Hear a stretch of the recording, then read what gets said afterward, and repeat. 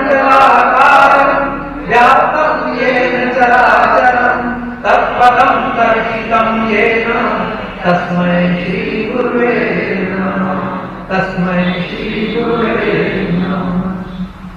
यहाँ हमारे नीमच जिले के प्राणवान, ऊर्जावान और उम्र में चाहे कम है लेकिन उनके अंदर उत्साह है, उमंग है, और जो युवा भी हैं, समन्वयवादी भी हैं और जिला समन्वय भी हैं। हमारे सोनी जी भाई साहब जो शिक्षा आंदोलन के लिए बड़े प्रयास करते हैं, और आप में से कई लोग हैं हमारे जिनसे मनासा में जावत में भेंट हुई है और दोबारा आज फिर भेंट हो रही है। कुछ भाई बहन हुए तो नए हो जाएंगे, आगे हमको पड़ा था नहीं तो गाड़ी गुलाब हो जाएगी।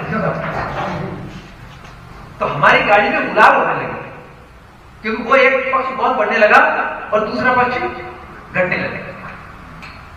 अब वो पक्ष जब घटने लगा तो बढ़ने में क्या हुआ, सड़कें अच्छी हो गई, निर्माण बढ़िया, सफाई की वजह, स्वच्छता की वजह, जागरूकता तो खूब बढ़ गई, मकान अच्छे हो गए, लोगों के वाहन अच्छे हो गए, सुविधा हो गई। आज से 50 साल पहले कभी कल्पना नहीं करी थी कि हमारा बेटा अमेरिका में होगा तो उससे अपन ऐसे बात करेंगे, सामने सामने बात कर रहे हैं, घर में बैठे हैं। और उसने कहा मुझे 5000 रुपए चाहिए, अपने बेटे बैठे निकाला अपना इंस्ट्रूमेंट और दबाया, पहुंच गया, हम पहुंच गए, पेमेंट हो गया। हमें सामान खरीदना है, बेंगलोर में रहना है, जाने की जरूरत नहीं है, यहां से पेमेंट करो, वो डिलीवर हो जाएगी, आके मिल जाएगी। तो कल्पना ठीक है, प्रगति हो गई इसमें, तो भौतिक प्रगति हमारी हो, इसमें कोई बात।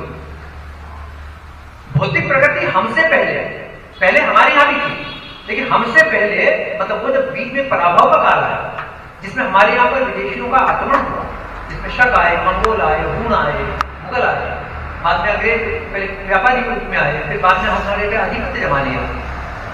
उसमें जो हमारी वो जो उन्नति थी दूसरी जो भौतिक वाली, वो उस भौतिक संपदा को वो लूट के ले गए। अब हमारी जो दूसरी संपदा थी जिसके बल पर हम थे, जिसको नहीं जाने दिया, वो हमारी आध्यात्मिक संपदा थी। वो संपदा थी जो जीवन जीने की, वो संपदा थी जिस पर हम गर्व करते थे, वो संपदा थी जो विश्व में किसी दूसरे देश के पास नहीं थी। वो संपदा भी उनके चकाचौंध में वो हमसे चली गई, और कब चली गई हमें पता ही नहीं चला, क्योंकि हमने उसका अनुकरण करना शुरू कर दिया। और उन्होंने बड़ी चतुराई के साथ में हमारे यहां पर आकर के हमको अपने जाल में फंसा। किन्होंने? अंग्रेज ने।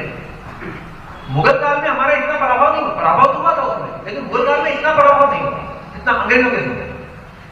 मुगल काल में जो पराभव हुआ तो आमने सामने की लड़ाई लड़ना पड़ी। उन्हें कहा छोटी कटाओ, सिर काट दे, तो लोगों का सिर काट दो, और आपके मंत्र बताते हैं कि शिवना के यहाँ पे हम इसलिए कर सकते हैं, एक तो अपने आप को ये माने, देखो सारा काम मानने से होता है, यदि अपन मान लेंगे तो बहुत कुछ चीज हल होगी। घर में क्या मानते हैं अपने आप को?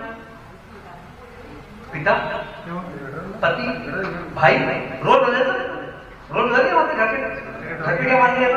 किसी के पिता हैं, किसी के पति हैं, किसी के भाई हैं, किसी के ताऊ हैं, और उसी हिसाब से उनसे हमारा, उनसे जो भी कहा उसके प्रति हमारा व्यवहार गलत होता है। स्कूल में अब हमारी चाल लड़के को नमस्ते, तो हम नमस्ते कैसे करते हैं? नमस्ते नमस्ते। पालक मिल जाए, अब मान लीजिए मैं प्रिंसिपल में आकर और सब हमारे से कोई सबॉर्डिनेट लेक्चरर है, यूडीटी है, सहायक शिक्षक है, अब सहायक शिक्षक से बात करेंगे, लेक्चरर कलेक्टर से करेंगे, और चपरा से आएगा जो लेक्चर होगा उसको बोलेंगे आप कल क्यों नहीं आए, अब चपरा से आएगा उसको बोलेंगे आप क्यों नहीं आए। क्यों? क्योंकि हमने मान लिया कि क्यों है चपरा से, तो मेरा व्यवहार बदलेगा। तो मानने से सारा व्यवहार बदलता है। हमने और बहन ने कहा तो कलेक्टर दूंगा जवाब, क्योंकि सबको मैंने मान रखा कि इसको मैं से कैसे बोलना है, इसको कैसे।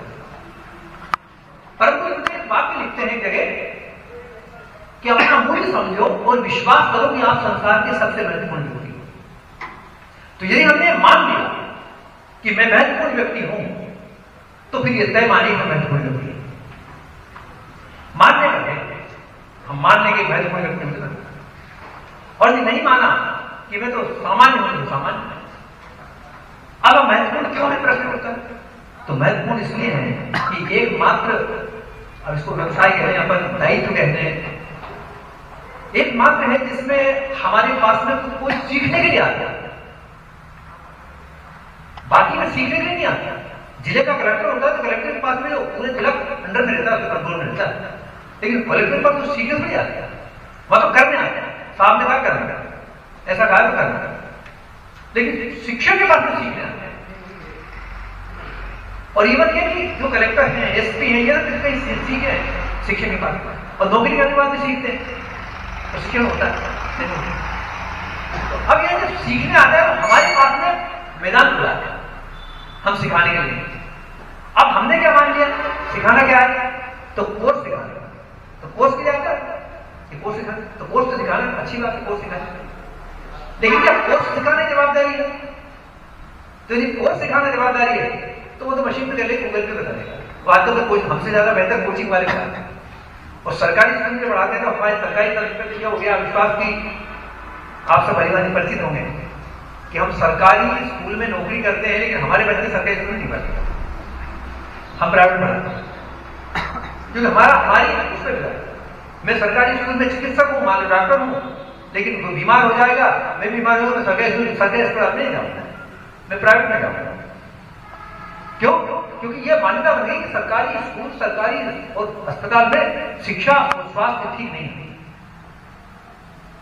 तो ये एकदम से नहीं बिगड़ा, धीरे धीरे बिगड़ा, क्योंकि कोई भी कोई होता है, मान लीजिए कपड़े में थोड़ा छेद हो जाए, एक गाड़ी में भी खराबी आती है और घर कर लेंगे, चला जाए। यदि आपने ठीक कर लिया तो ठीक, और नहीं करी तो बढ़ती जाएगी, एक गाड़ी ठप हो जाएगी,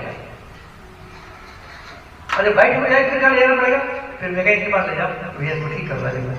मैकेनिक कहेगा आपने उसने ध्यान क्यों नहीं दिया, जब तो सूर्य गड़बड़ ठीक करेगा हो जाता है। समय समय पर मैकेनिक के पास ले जाना पड़ता है। तो वर्तमान में समाज ठीक हो जाएगा, विद्यार्थी ठीक हो गए, बच्चे ठीक हो गए, बच्चे ठीक हुए, तो वही तो नागरिक बनेंगे ना, बनेंगे, वो पिता बनेंगे, वो पति बनेंगे, वो भाई बनेंगे, वो ताऊ बनेंगे। अब उसको उनको ठीक करने के पहले हमें ठीक होना आवश्यक है। मान लीजिए मेरे हाथ कीचड़ में चले गए, ठीक है, या थोड़ी देर में मानता हूं, जैसा कहते हैं, जैसे मान लीजिए मैं ऐसा यहां पर ये कुछ लिखा है, मान लीजिए, और ये ऐसा मैंने किया, ठीक है, ऐसा। अब मैं इसको साफ करूं, तो मैं ऐसे हाथ से साफ करूं, ठीक।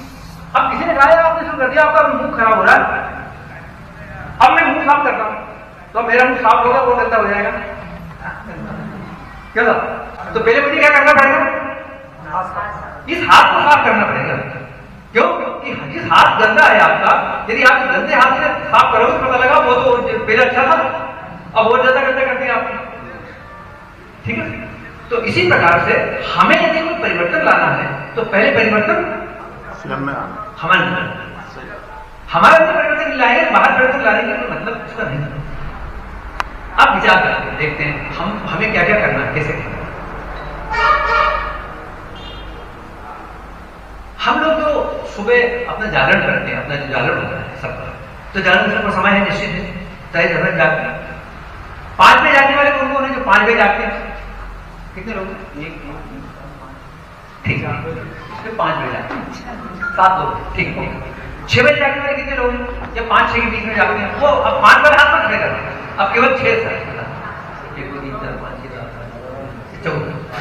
14 लोग हैं, तो 6-7।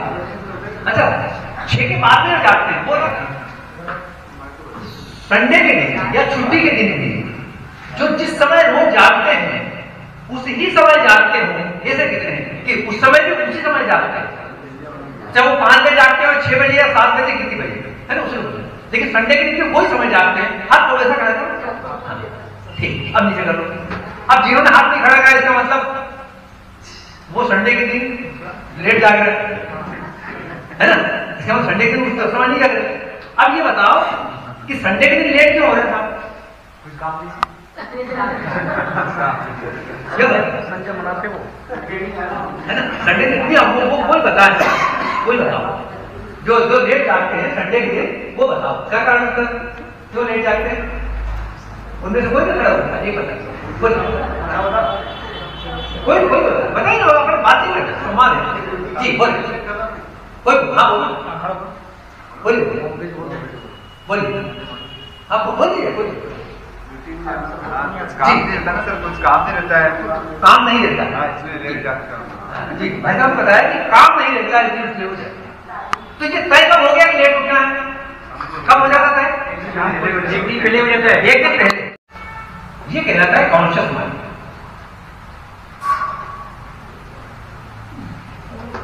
या जिसको अपन चेतन, ये 10% होता है। ये दिन में हमारा जो काम करते हैं, मतलब दिन में जितनी भी पूरी से गतिविधि, ये जो पीछे का हिस्सा रहता है पूरा हमारा, ये कहलाता है सबकॉन्शियस,